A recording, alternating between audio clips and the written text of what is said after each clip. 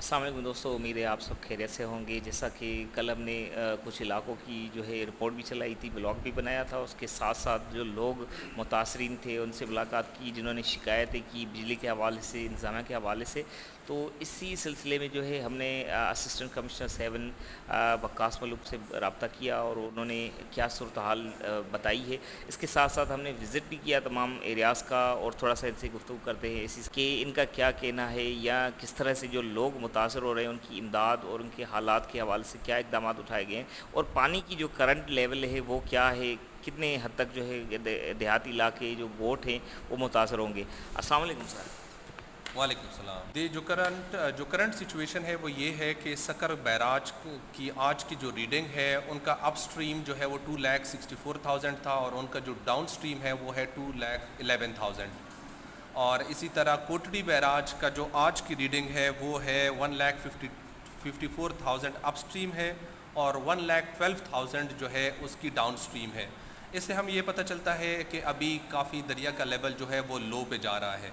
अभी फ़िलहाल सक्कर बैराज और जो हमारे पास गुड्डू बैराज हैं वो लो पे हैं और कोटड़ी बैराज जो है वो लो से भी नीचे है। तो करंटली एज सच दरिया में कोई भी फ्लड की सिचुएशन नहीं है। अलबत्ता आज हमने काफ़ी सारे जो कच्चे के देज़ हैं, टोटल 6 दे मेरे पास तालका 7 में कच्चे में एग्जिस्ट करते हैं, जिनका सबका मैंने विज़िट किया। और करंटली सिर्फ़ और सिर्फ दूरी देरो जागीर दे के 2 से 3 जो गोट हैं उसके इर्द गिर्द पानी जमा हुआ है। लेकिन अल्हम्दुलिल्लाह कोई भी किसी भी घर को, किसी की प्रॉपर्टी को या किसी की जो है मवेशियों को कोई भी ऐसा सच नुकसान नहीं पहुंचा। इसको हम क्लोजली मॉनिटर कर रहे हैं और डिप्टी कमिश्नर जामशोरो की तरफ से एक सर्कुलर भी पब्लिश हुआ है, जिसमें सब कच्चे के रहने के लोगों को डायरेक्शंस दी गई हैं कि वो इवैक्यूएट करें, ताकि अगर जस्ट इन केस बाद में फ़्लड की सिचुएशन इंक्रीज़ होती है तो ताकि उनको जो है इजीली हम जो है फिर ताकि उनको एज सच कोई लॉसेस का सामना ना करना पड़े। अदर दैन दैट जो है मैंने तपेदारों की टीम्स भी तश्कील दी हैं डे वाइज, तो वो जो है वहाँ अनाउंसमेंट्स भी करवा रही हैं और इसके अलावा दरिया के लेवल को भी मॉनिटर कर रही हैं।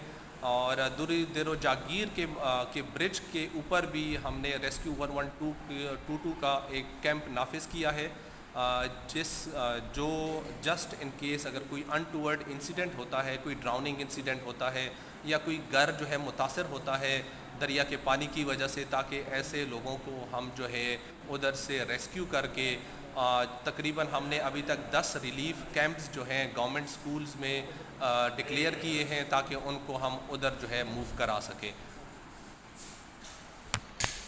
दोस्तों, असिस्टेंट कमिश्नर 7 की आपने गुफ्तगू सुनी। इसके साथ साथ हमने उन इलाकों का दौरा भी किया है, वो भी इसी वीडियो का हिस्सा होगा। आप तमाम वीडियो देखें और वहाँ पर क्या सूरत हाल थी उस हवाले से भी असिस्टेंट कमिश्नर 7 से मैंने गुफ्तगू की है, वो भी आपके साथ शेयर करते हैं। इस वीडियो को अपने दोस्तों के साथ ज़रूर शेयर करें, ताकि जो 7 तहसील के अंदर जो फ्लड की सिचुएशन सुनाई दे रही थी या जिस तरह से लोग जो है शिकायतें कर रहे थे, तो उनको किस तरह से जो है अब इंतज़ाम की जानिब से सहूलियात दी जाएंगी, वो तमाम तर चीज़ें जो है आपने इस वीडियो के अंदर देखनी है। वीडियो हमने शेयर किया है और तमाम तर विज़िट किया है, वो आपके साथ शेयर करते हैं।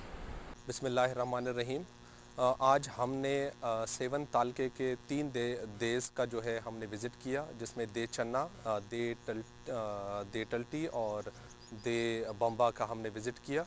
इसमें से करंट जो सिचुएशन है वो ये है कि सिर्फ़ और सिर्फ 2 जो गोट हैं हमारे, न्यू वांड और दूसरा गोट दूरी देरो, उसके अराउंड पानी आ गया है। लेकिन ये है कि अभी हमने अभी यहाँ के गोट के लोगों से भी बातचीत की, दूरी देरो में भी और न्यू वांड में भी, तो उधर भी सिर्फ़ और सिर्फ जो इनका एक्सेस है सिर्फ 10-15 फुट का रास्ता है जिधर पानी आ गया है। लेकिन ये है कि उधर बंदा पैदल चल सकता है। बाकी जो दूरी देरो गोट है वहाँ जो है कश्ती अब एक चल रही है प्राइवेट तौर पर। लेकिन ये है कि एज सच किसी भी गोट को या किसी की प्रॉपर्टी को या जान को कोई ख़तरा नहीं है और डिस्ट्रिक्ट एडमिनिस्ट्रेशन इस हवाले से जो है अलर्ट है। डिप्टी कमिश्नर जामशोरो ने एक सर्कुलर निकाला है जिसमें कच्चे के जितने गोट हैं तालका 7 के, उन सब को हिदायत जारी की गई हैं कि वो जो है अपने गोटों से जो है इवैक्यूएट करें और कोई अर्बन या सेमी अर्बन एरियाज़ पे शिफ्ट हों।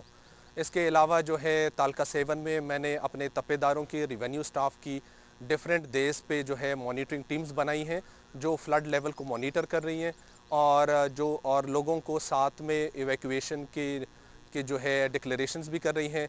कल भी हमने मस्जिदों में ऐलान करवाए, गोट दुरी देरों में भी, गोट जो है हमने बिलावलपुर में भी करवाए और नुवाण में भी करवाए और जंडियानी में भी करवाए। तो हमने सारे कच्चे के एरियाज़ में ऐलानात करवा दिए हैं एहतियातन, ताकि जो है लोग जो वल्नरेबल होंगे बाद में तो वो अभी से शिफ्ट हो जाएं। बाकी उसके अलावा अभी हम खड़े हैं दुरी देरों के पुल के ऊपर, तो इधर जो है हम रेस्क्यू 1122 का एक कैंप भी इस्टेब्लिश करने जा रहे हैं। तो जस्ट इन केस अगर इन एरियाज़ में कोई भी रेस्क्यू की जो है करना पड़ जाता है तो हम उसके लिए रेडी हैं और उसके लिए पीडीएमई की तरफ से रेस्क्यू 112 को 3 कश्तियाँ भी दे दी गई हैं।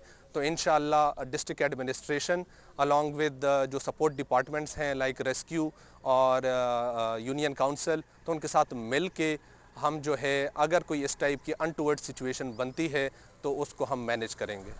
जी ये डिफरेंस मैं क्लियर करवाना चाहूँगा। जो हमारी रिवेन्यू की टर्मिनोलॉजी है उसमें जब 5 से 10 गोट जब मिलते हैं तो एक दे बनता है।